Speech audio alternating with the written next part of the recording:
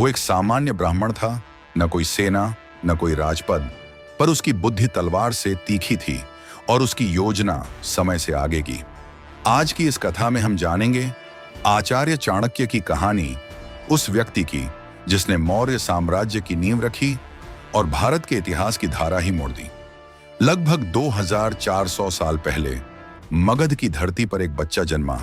नाम था कौटिल्य। काली त्वचा, तीखा चेहरा और आंखों में तेज। बचपन से ही वो असामान्य था। पढ़ाई में तीव्र, तर्क में निपुण। उसे तक्षशिला विश्वविद्यालय में शिक्षा मिली, राजनीति, अर्थशास्त्र और युद्ध नीति में। पर उसकी असली परीक्षा तब शुरू हुई जब उसने नंद वंश के अत्याचारी राजा घननंद को हटाने की ठान ली। एक ब्राह्मण एक सम्राट से टकराएगा? सबने मजाक उड़ाया, पर चाणक्य ने कहा, जहां अन्याय होगा वहां विद्या चुप नहीं रहेगी। और फिर शुरू हुई चाणक्य की सबसे बड़ी योजना। उसने एक सामान्य गांव के लड़के चंद्रगुप्त को खोजा, उसे शिक्षित किया और तैयार किया एक ऐसे सम्राट के रूप में जो भारत को एकजुट करेगा।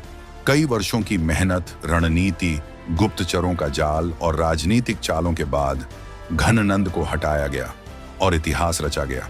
भारत के पहले महान सम्राट चंद्रगुप्त मौर्य का अभिषेक हुआ और पीछे खड़ा था एक अदृश्य नायक, चाणक्य। चाणक्य ने न सिर्फ राजनीति की परिभाषा बदली, बल्कि एक अद्भुत ग्रंथ लिखा, अर्थशास्त्र। आज भी उसकी नीतियां, चाहे राज्य चलाना हो, शत्रु से निपटना हो या गुप्तचर व्यवस्था, दुनिया के कई देशों में पढ़ाई जाती हैं। कभी सोचिए, अगर चाणक्य न होते तो क्या चंद्रगुप्त मौर्य होता?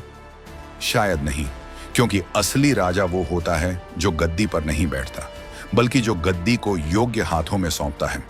और इसीलिए चाणक्य सिर्फ एक ब्राह्मण नहीं था, वो भारत का पहला राष्ट्र निर्माता था।